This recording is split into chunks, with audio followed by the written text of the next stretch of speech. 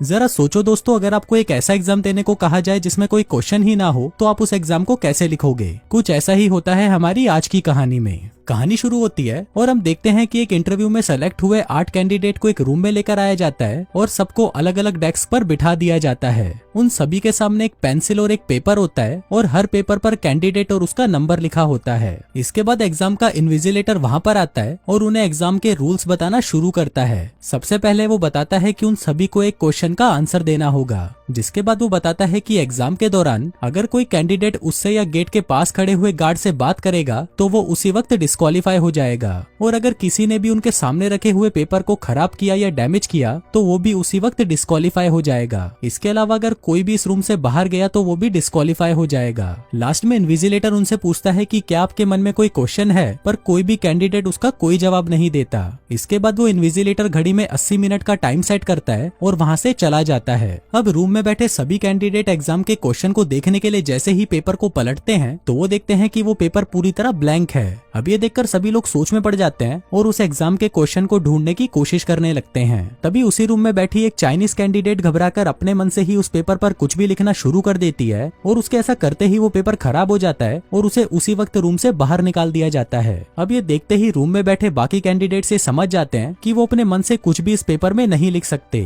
थोड़ी देर बाद उस रूम में बैठा एक आदमी उस इन्विजिलेटर की बातों को याद करता है और उसे पता चलता है कि उस इन्विजिलेटर ने उससे और गेट के पास खड़े हुए गार्ड से बात करने के लिए मना किया था, मतलब कि वो लोग आपस में तो बातें कर सकते थे। अब सभी लोग आपस में बातें करने लग जाते हैं और सभी मिलकर उस एग्जाम के क्वेश्चन को ढूंढने की कोशिश करते हैं। सभी कैंडिडेट एक दूसरे को अपना नाम नहीं बता सकते थे, इसलिए उनमें से एक कैंडिडेट सभी के स्किन और बालों के कलर के बेस पर उनके निकनेम्स रख देता है, जिसमें वो खुद का नाम व्हाइट रखता है और बाकी का ब्लैक, ब्लॉन्ड, ब्राउन, ब्रूनेट और डार्क रखता है, और लास्ट में बचे हुए कैंडिडेट का नाम डेफ रखता है क्योंकि वो किसी से भी बात नहीं कर रहा था। इसके बाद सभी लोग क्वेश्चन ढूंढने के लिए अलग अलग तरीके सोचने लगते हैं। सबसे पहले वो सोचते हैं कि क्वेश्चन पेपर पर ही है पर वो इनविजिबल है, इसलिए वो उसे ढूंढने के लिए रूम की सारी लाइट्स को तोड़ देते हैं ताकि इमरजेंसी के लिए लगी हुई यूवी लाइट से वो उस पेपर पर छिपे हुए क्वेश्चन को ढूंढ पाएं, पर इसमें वो नाकामयाब रहते हैं। इसके बाद वो सोचते हैं कि पेपर पर पानी डालने से शायद वो क्वेश्चन विजिबल हो जाएगा, पर वो इस कोशिश में भी नाकामयाब रहते हैं। इसी बीच व्हाइट चालाकी से ब्रूनेट से उसके पेपर पर ही आग लगवा लेता है, जिससे वो डिस्क्वालीफाई हो जाती है। इसके बाद व्हाइट डेफ के पास आता है और उसे भी इस रूम को छोड़कर जाने के लिए मजबूर करता है, और इसी के साथ ही डेफ भी डिस्क्वालीफाई हो जाता है। फिर इसके कुछ देर बाद व्हाइट सभी लोगों से कहता है कि उसे क्वेश्चन का पता चल चुका है, पर वो किसी को भी नहीं बताएगा। अब व्हाइट की इन बातों से ब्लैक बहुत ज्यादा चिढ़ जाता है और वो व्हाइट को मुक्का मारकर बेहोश कर देता है। फिर थोड़ी देर बाद जब व्हाइट को होश आता है तो वो सभी से रिक्वेस्ट करता है कि उसकी दवा खाने का टाइम हो गया है, इसलिए कोई उसकी पॉकेट में से दवा निकालकर उसे खिला दे।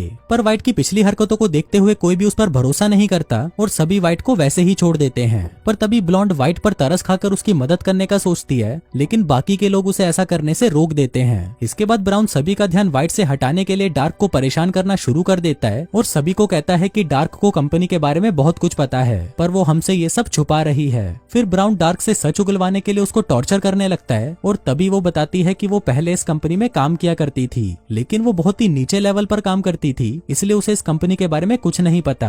अब डार्क की ये बातें सुनकर ब्राउन उसे छोड़ देता है, पर तभी सभी की नजर व्हाइट पर पड़ती है, जिसकी नाक से खून आना शुरू हो जाता है। अब ये देखकर ब्लैक सबको बताता है कि व्हाइट अपनी बीमारी के बारे में सही बोल रहा था, क्योंकि जो बीमारी व्हाइट को है वो सेम बीमारी ब्लैक की वाइफ को भी थी और टाइम पर दवा ना मिलने पर उसकी डेथ हो गई। अब ब्लैक की बात सुनकर सभी लोग व्हाइट के कपड़ों में उसकी दवाई ढूंढने लगते हैं, पर किसी को भी वो दवाई नहीं मिलती। अब व्हाइट को मरता हुआ देखकर डार्क इन्विजिलेटर को हेल्प करने के लिए बोलती है, पर उसके ऐसा करते ही गार्ड उसे कमरे से बाहर निकाल देता है और वो डिस्क्वालीफाई हो जाती है। इसी बीच ब्लॉन्ड को व्हाइट की दवाई मिल जाती है और दवाई खिलाते ही व्हाइट बिल्कुल नॉर्मल हो जाता है। फिर नॉर्मल होने के बाद व्हाइट सबको बताता है कि इस एग्जाम में कोई भी क्वेश्चन है ही नहीं और ये कंपनी सिर्फ उसी कैंडिडेट को जॉब देगी जो इस रूम में लास्ट तक बचा रहेगा। अब सभी को व्हाइट की बात सही लगती है और फिर सभी एक दूसरे को उस कमरे से बाहर निकालने के लिए आपस में लड़ाई करना शुरू कर देते हैं। इसी बीच ब्लैक गार्ड से उसकी गन ले लेता है और व्हाइट पर चलाने की कोशिश करता है, पर वो गन काम नहीं करती क्योंकि उस गन पर फिंगरप्रिंट लॉक लगा हुआ था, जिसकी वजह से उसको सिर्फ गार्ड ही यूज कर सकता था। पर तभी व्हाइट खड़ा होता है और ब्लैक के हाथ से गन छीन लेता है, जिसके बाद वो गार्ड के पास जाता है और उसके हाथ से उस गन को अनलॉक कर लेता है, जिसके बाद वो एक एक करके सभी को वो रूम छोड़कर जाने के लिए कहता है। अब गन से डरकर ब्राउन तो उस रूम से निकल जाता है, लेकिन जब ब्लॉन्ड वहाँ से निकल रही थी तो जाने से पहले वो रूम की सभी लाइट्स को बंद कर देती है। अब लाइट्स बंद होते ही ब्लैक व्हाइट से गन छीनने के लिए उसके पास आता है, लेकिन व्हाइट रूम के अंदर लगातार गोलियां चलाना शुरू कर देता है, जिस वजह से एक गोली सीधा जाकर ब्लैक को लगती है और वो जमीन पर गिरकर बेहोश हो जाता है। इसके बाद व्हाइट की नजर डोर पर पड़ती है और वो देखता है कि ब्लॉन्ड अभी पूरी तरह उस रूम से बाहर नहीं गई और उसका एक पैर अभी भी रूम के अंदर ही है। फिर व्हाइट जैसे ही गन लेकर ब्लॉन्ड की तरफ जा रहा था तभी एग्जाम का टाइम कंप्लीट हो जाता है। अब व्हाइट को लगता है कि वो जीत चुका है, इसलिए वो एक्साइटमेंट में इनविजिलेटर से बातें करने लगता है। पर तभी रूम का गार्ड व्हाइट के पास आता है और उसे अपनी घड़ी से टाइम दिखाता है, जिसे देखकर उसे पता चलता है कि एग्जाम खत्म होने में अभी थोड़ा सा टाइम बाकी है। तभी हम व्यूवर्स को दिखाया जाता है कि जब सभी कैंडिडेट्स एग्जाम का क्वेश्चन ढूंढने के लिए अलग अलग तरीके खोज रहे थे तभी डेफ ने एग्जाम की घड़ी को आगे कर दिया था।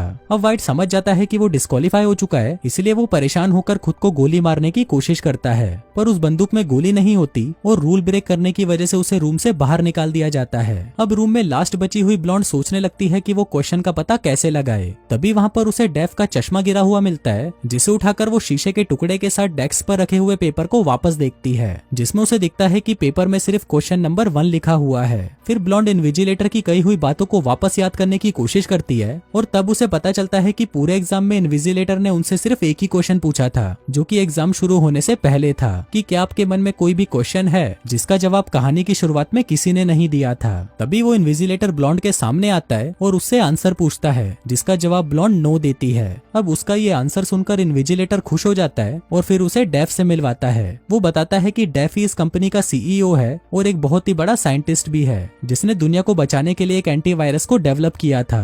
दरअसल डेफ को एक ऐसा कैंडिडेट चाहिए था जो टाइम आने पर मुश्किल फैसले आराम से कर सके, लेकिन ब्लॉन्ड उनको इस कंपनी में काम करने से मना कर देती है और कहती है कि मैं ऐसी जगह पर काम नहीं कर सकती जहाँ पर पहुँचने के लिए मुझे लोगों की जान लेनी पड़े। पर तभी वो देखती है कि ब्लैक जिसको गोली लगी थी वो वापस से उड़ जाता है, क्योंकि उसको लगने वाली गोली नकली थी। अब ब्लॉन्ड को ये देखकर बहुत अच्छा लगता है, क्योंकि उस एग्जाम का मकसद यही था कि कौन इस कंपनी के लिए समझदारी से काम कर सकता है, और ब्लॉन्ड ने उस एग्जाम को पास कर लिया था और वो इस कंपनी में काम करने के लिए भी तैयार हो जाती है। और दोस्तों, इसी के साथ ही ये कहानी यहीं खत्म हो जाती है।